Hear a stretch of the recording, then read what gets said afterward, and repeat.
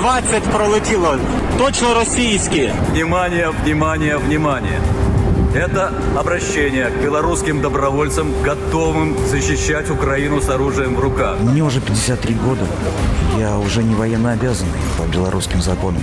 Но все равно поеду. Хотел бы стать санитаром. Или как-то иначе в любом качестве согласен помогать.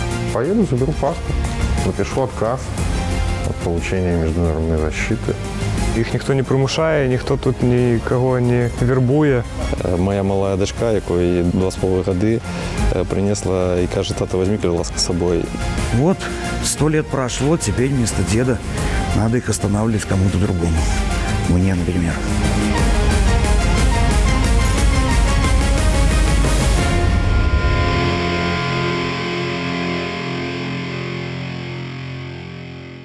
Мужчины Беларуси, если у вас есть еще что-то светлое в душе, если вам не чужды идеалы, которым нас учили добрые книги в детстве, присоединяйтесь к нам, к белорусской роте. Помогите нам вместе освободить Украину и защитить ее женщин и детей. А также привет, Гриша Озаренко. Ты был в Казахстане, приезжай сейчас в Украину.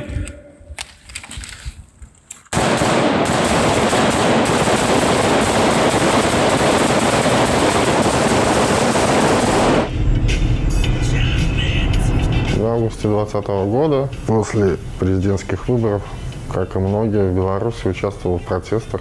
Был задержан несколько раз. Сидел в ВВС. Потом было возбуждено уголовное дело, и я принял решение покинуть территорию Республики Беларусь. И переехал в Украину. В Украине провел более года. Жил в Киеве. Познакомился там с многими людьми, с украинцами, с белорусами. Хорошие люди. Не встретил ни одного фашиста. После этого так получилось, что я решил уехать в Польшу. Живу здесь 2 месяца, в Варшаве. Потом началась война.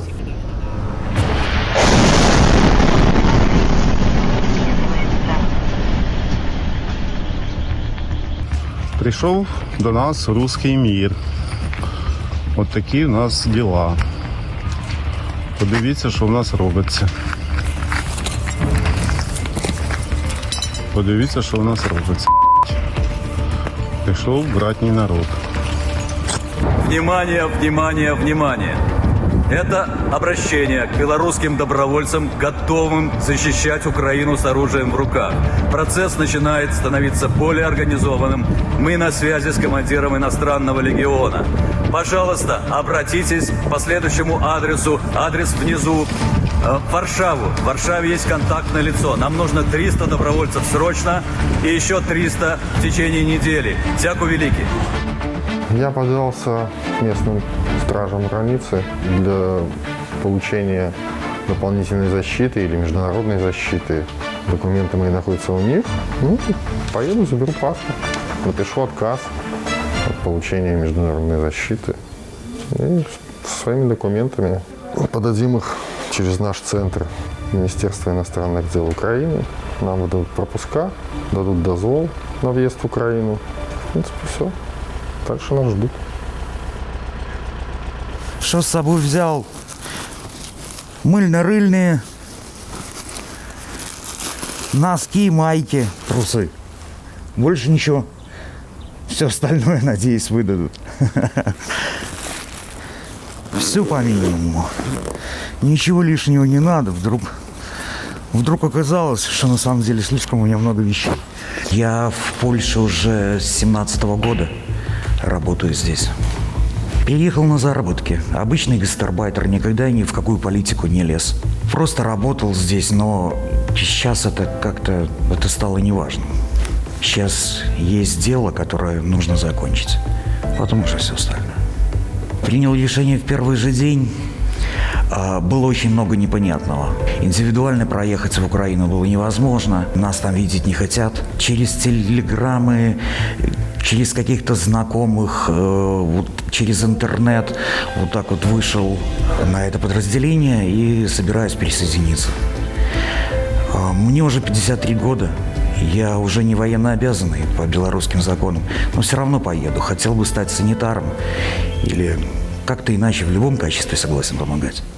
Ось рація, ось ще одна. Пауербанки, до речі, от машинки для електричества. Такі ось системи, афганські жилетки, як кажуть. Люди збирали так, допомагають, волонтери везуть. Некоторі хлопці самі шукали контакти. Так отрималося, що у вересні 21-го року я переїхав сюди. Подробязностей ніяких нема, просто переїхав сюди. Моєго брата забили у Білорусі, він не сам загинув. Я на 100% упевнений, що його забили. Спочатку, як він пропав, я його шукав. Везде додавалися списки.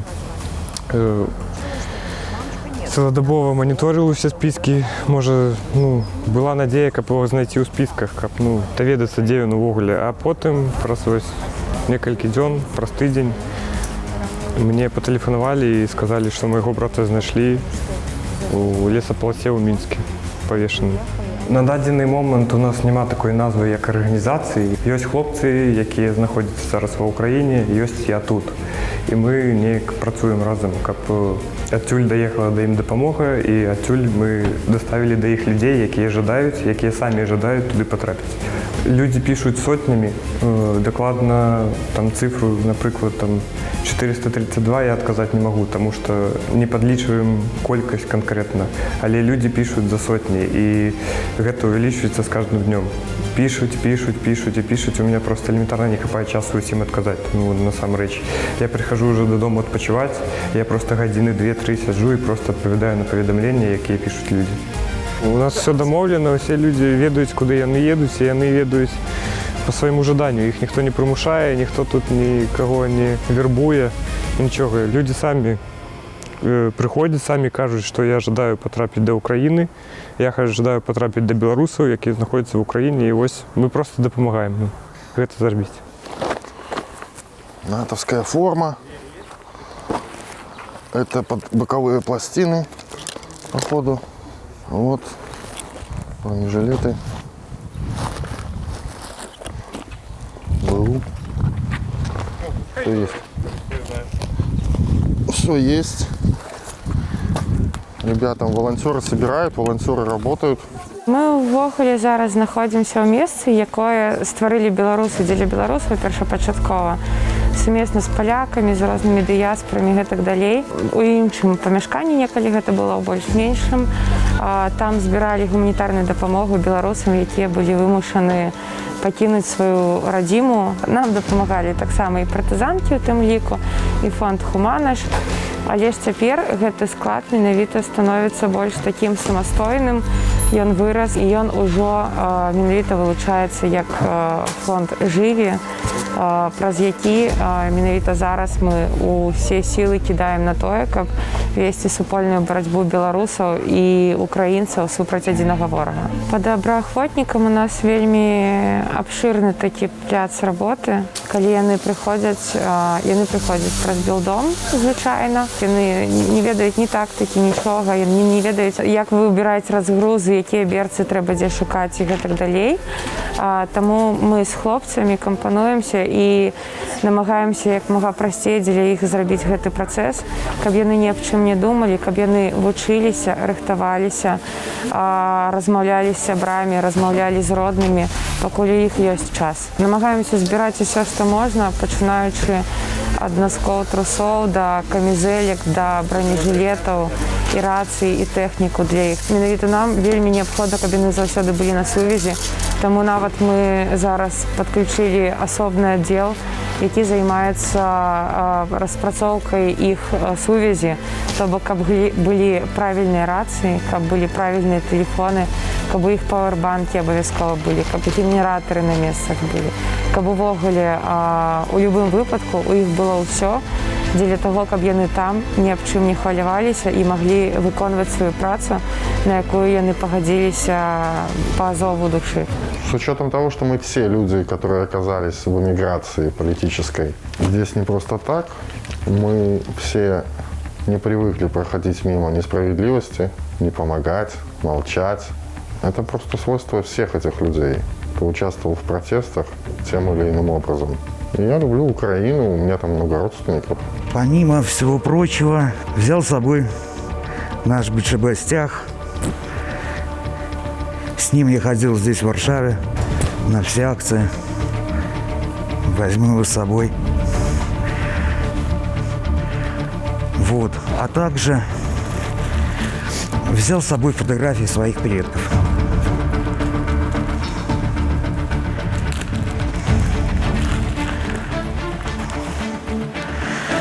Вот, по поводу деды воевали. Вот это мой дед Василий. Он дошел до Берлина. Он воевал в войске польском в составе Красной Армии. Вот это мой второй дед Степан. Он тоже воевал во Вторую мировую и воевал в 20-х годах. Давал отпор большевикам под Варшавой. Откуда знаю? Здесь, в Польше, мне подсказали, что вот это вот значок воинский у него, это знак белорусско-литовской дивизии, который отражал нашествие большевиков в 20 году на Варшаву. Вот, 100 лет прошло, теперь вместо деда надо их останавливать кому-то другому. Мне, например. На даний момент підрихтовки такої, як ось класової і прописаної, у нас нема. Гэта происходит стихійно, грубо кажучи. Тобто ми зараз вже звернулися в некоторі організації, некоторі організації пропонують нам допомогу, щоб обучити медиків, щоб вони на постійній основі проводили людям, які збираються їхати, тактичну медицину. И допустим, что я его уже куда-то оттянул. И мы с ним уже лежим в подвале вдвоем и укрываемся от пуль. Я уже с кем-то связался, мне сказали, что сейчас за тобой приедут, но надо продержаться. И я не знаю, откуда у него еще течет кровь. То я делаю вот так.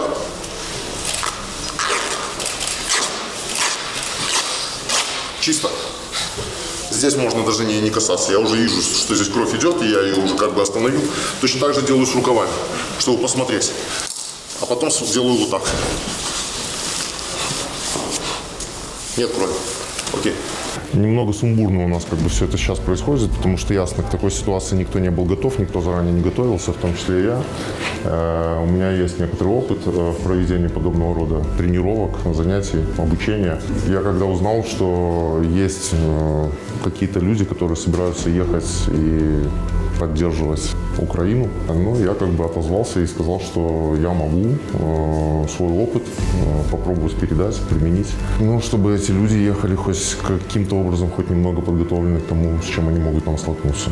А столкнуться они там обязательно, потому что то, что там сейчас происходит, это страшно. На сегодняшней лекции, вернее, это даже планировалась не лекция, планировалась тренировка, но, к сожалению, у нас недостаточно расходного материала и оборудования для того, чтобы прям полноценную тренировку. Какие-то элементы мы потренируем, постараемся, но в основном речь будет идти об остановке кровотечения. Я просто покажу, это личные вещи и экипировка военная, но это не все, остальное уже в Украине. Мы готовы, мы экипированы, морально мы готовы ко всему. Я из Беларуси уехал в 2021 году, в начале года, по политике. Сейчас, видя, что происходит в Украине, я не могу сидеть, потому что украинцы – это наши братья, у меня там много друзей, много очень знакомых, и есть уже даже среди них погибшие. Поэтому я считаю, мой долг, так как я давал присягу и Беларуси, я обязан там быть, чтобы в дальнейшем, я надеюсь, вернуться уже домой нормально, без Лукашенко, без Путина, чтобы белорусы и украинцы жили хорошо. Поэтому мы должны там быть сейчас, чтобы украинцы на нас не думали, что все белорусы уроды какие-то из-за того, что летят ракеты с территории Беларуси. Настоящие белорусы сейчас едут туда добровольцы. И уже находится очень много добровольцев белорусских там и отстаивают Украину. А решение ехать воевать я принял 24 числа в 7 часов утра. Меня разбудил сосед украинец, говорит, по моему дому бьют бомбы. У меня вот так вот начали трястись руки. Сразу понял, что все.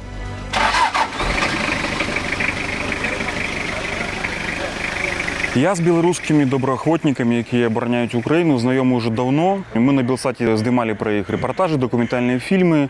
І коли Путін напав, ми вирішили, що треба допомогти нашим хлопцям зібрати снарядження, які тактичні речі, ліки. І самі доброохотники запропонували зібрати гроші на пікапи, на транспорт. Оказалося, що білоруським доброохотникам в Україні на війні не вистачає транспорту, і причем менавіта пікапаў, так? А што можа быць лепей на вайне, чым пікап Toyota Hilux? Это машина польскіх памежнікаў, якую на пенсію адправілі якби на гражданку, на громадянське життя, її купив мій знайомий. Я випадково знайшов обвестку, і це був менавіта знайомий. Вона поїздила трошки по парамілітарних різних зльотах, і тепер вона знову їде якби на фронт. Тобто це Toyota Hilux, у якої не буде спокійної пенсії, і вона їде якби в бой, тобто у неї буде весела старость. Я думаю, що це не опошня машина, це перша ластовка, якби, яка туди їде. Ми протягуємо збор. Я думаю, що будуть чергові, буде друга, я думаю, на процентів 90. І думаю, що будуть і наступні. По мірі потреб, а кількість білоруських доброохотників в Україні росте, тому ми будемо протягувати, збирати ці сродки, так? І ця машина, яка сьогодні їде, вона якби буде першою, яка трапить туди. І сподіваюся, що не опошньою. Коли збирався від'їжджати з дому у Вільнюсі, моя малая дочка, якої 2,5 роки, принесла і каже: тато, візьми, будь ласка, з собою. Хоча вона не ведає, куди я їду, але так символічно принесла мені подарунок, теплиня вдома. І він буде завжди зі мною. Доїде він до Києва, а потім до Мінську, а може і навіть далі. Мы, белорусские добровольцы, на данную минуту выдвигаемся в Украину, помогать нашим братьям-украинцам. Наши белорусские добровольцы воюют на стороне Украины против российского агрессора с 2014 года. Мы считаем, что мы должны быть там и должны помочь. Не все белорусы агрессоры. Есть только один агрессор — Лукашенко, который дал добро на оккупацию нашей земли. Гэта наш супольны абавязак. Незалежная Украина, гэта незалежная Беларусь. Слава Украине! Героям слава! Живе Беларусь! Живе! Я есть родина. У меня много чего есть на родине. Там все мое. Я не хочу от этого отказываться. Нет. Мои близкие не знают о том, что я собираюсь ехать. И я не хочу им об этом сообщать. Пока я не готов к такому разговору. Конечно, страшно, мы все нормальные люди. Все хотят жить. Но иногда надо делать те вещи, которые ты считаешь правильными. Если я встречу в Украине солдат белорусов, военнослужащих вооруженных сил Республики Беларусь, воюющих на стороне Российской Федерации, в первую очередь я попытаюсь поговорить с ними. Если они будут идти на контакт, значит, можно встретиться, там, предположим, под белым флагом, обсудить, показать, что мы все одинаковые. И пока эти солдаты не будут озлоблены, с ними можно будет разговаривать и уговаривать их на сдачу в плен. Страшно жить в том мире, в котором мы сейчас живем. Страшно жить при Лукашенко и Путине, которым абсолютно наплевать на свой народ. Посмотрите, как Путин отправляет бойцов своих маленьких детей. Для меня они малыши. И как теперь родителям, вы представьте, какие просто потери. Мне искренне жаль этих парней, которые туда идут. Они же в большинстве своем даже не понимают, что там их ждет. Мы-то едем, мы знаем, что нас ждет. И по возможности, если это будут видеть белорусские солдаты, я прошу, чтобы вы туда не входили. А если туда войдут белорусы, то пускай сразу сдаются. Это 1,000,000%, что их никто убивать, стрелять не будет, если они сложат оружие. Если же они зайдут туда с оружием и начнут вести боевые действия, то ответ будет очень серьезным. Я готов стрелять в людей, которые хотят захватить Украину. В белорусов я не готов стрелять, которые настоящие белорусы. Я на стороне правды. Никому еще пока ничего не говорил, никому не сообщал. Они думают, что я продолжаю работать, что у меня все в порядке. Сообщу уже, когда буду там. Не хочу лишний раз никого напрягать. Я, в общем-то, ко всему готов. Так или иначе, как ты ни крути, вся наша жизнь – это движение к смерти. А в моем возрасте уже не так важно, насколько далеко это конечный маршрут. Как ты не прячься, от этого ты никуда не денешься. Но здесь хотя бы есть возможность выбирать на какой-то стороне. Как только мы победим в Украине, мы поедем в Беларусь. Так что я еду домой через Украину.